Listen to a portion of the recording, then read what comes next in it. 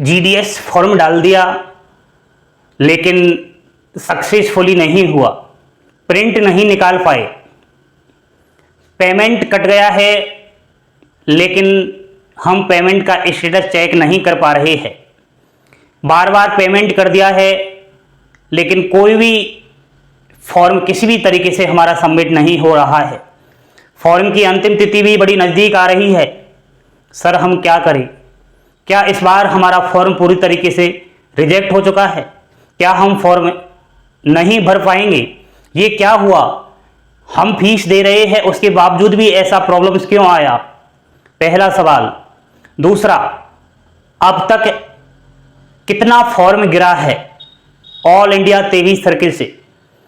दोस्तों बड़ी जानकारी ले रहे हैं अभ्यर्थी, जरा बोर्ड पर ध्यान देना, आपके काम की बातें हो रही है। सभी बच्चे लाइक का बटन जरूर दबाएंगे। मैं बात कर रहा हूं ग्रामीण डाक सेवक 44,228 पद वाली भर्ती की। 25 जुलाई शाम तक का डाटा, कितने फॉर्म फिलअप हुए हैं, ये बच्चे पूछ रहे थे। तो दोस्तों सबसे पहले तो आपको ये मालूम होना चाहिए कि बाकी जो प्रतियोगी परीक्षाओं आती है, बाकी जो भर्तियां आती है, वो भर्तियों में और इस वाली भर्तियों में बहुत अंतर होता है। ग्रामीण डाक सेवक जीडीएस एक अर्ध सरकारी नौकरी है, यह पूर्ण सरकारी नौकरी नहीं है।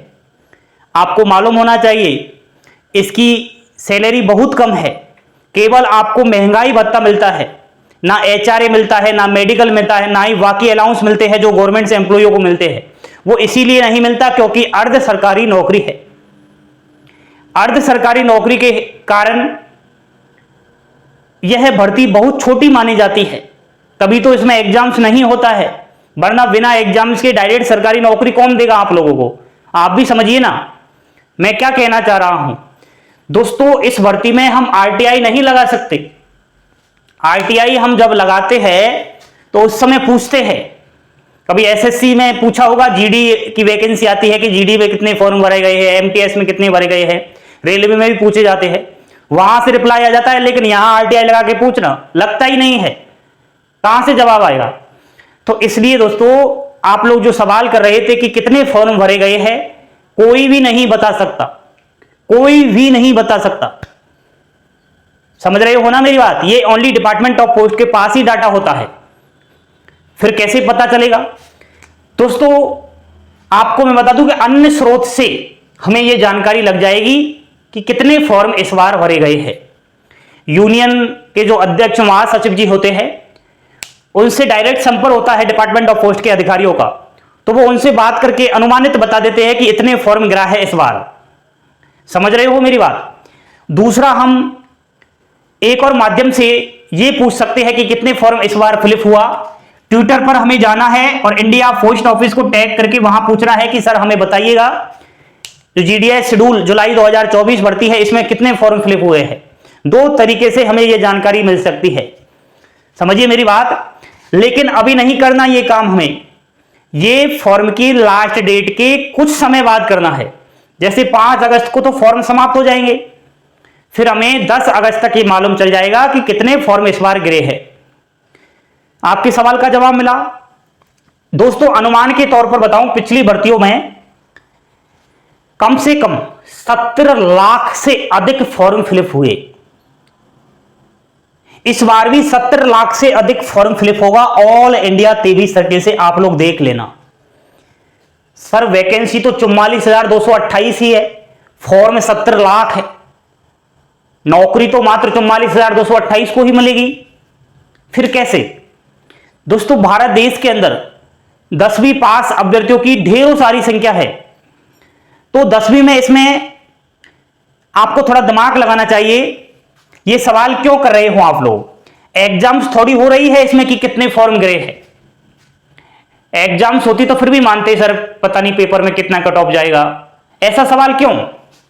दोस्तों इसमें सवाल आपको नहीं करना चाहिए। इसमें तो जिसकी ज्यादा परसेंटेज होगी 10th क्लास में उसका नंबर आ जाएगा, किस्मत चलती है। अगर आपने ठीक से फॉर्म भरा है, ठीक से थोड़ा सर्किल डिवीजन पोस्ट प्रिफरेंस दिया है तो नंबर आ जाएगा। आप क्यों घबरा रहे हो? चाहे करोड़ फॉर्म भरे उससे हमें क्या मतलब है?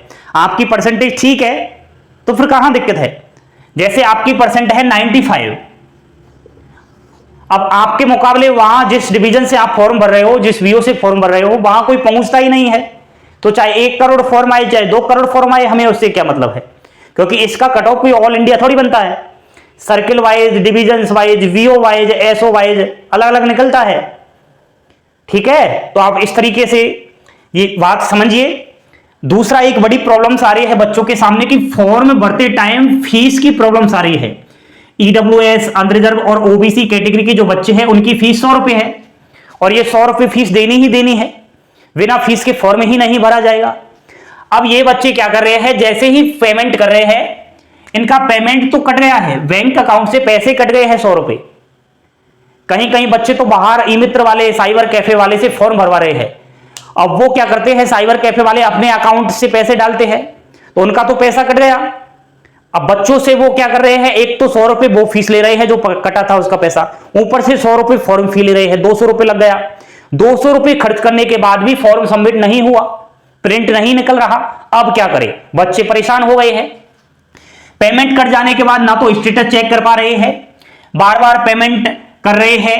तो मैं उनके लिए यही कहूंगा कि आप लोग बार बार पेमेंट मत करो। बहुत सारे अभ्यर्थी कह रहे हैं मैंने 3-3 बार पेमेंट कर दिया है। क्यों कर रहे हो आप पेमेंट?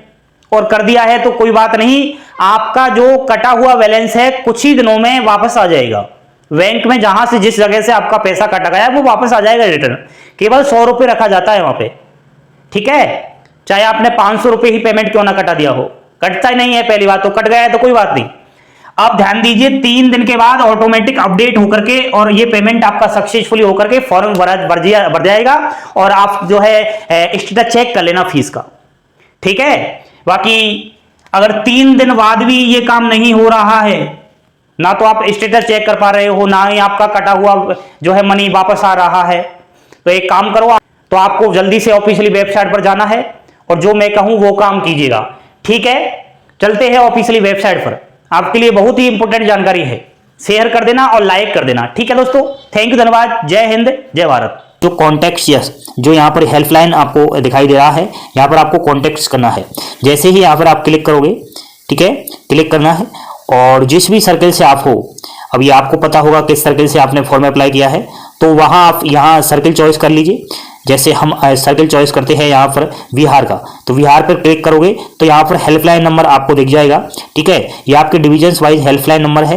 तो जहाँ से, जिस डिवीजन से आपने फॉर्म डाला है, और इस तरीके से आपको फॉर्म भरने में या फिर किसी भी प्रकार की कोई समस्या आ रही है, तो आप जो है डायरेक्ट डिवीजन वाइज संपर्क कर सकते हो। ये डिवीजन का नाम है, यहाँ पर कॉन्टैक्ट नंबर है और ये ईमेल आईडी है। डायरेक्ट संपर्क करो, लेकिन 3 दिन बाद ही करना है ये काम। ठीक है, पहले नहीं करना है। मैंने आपको कॉन्टैक्ट नंबर और ईमेल आईडी बता दी है डिवीजन वाइज। ऐसे ही आप अलग अलग सर्कल वाइज ये चेक कर सकते हो। अब आपने कहां से फॉर्म डाला है, किस डिवीजन से डाला है, वो सब आपको पता होगा।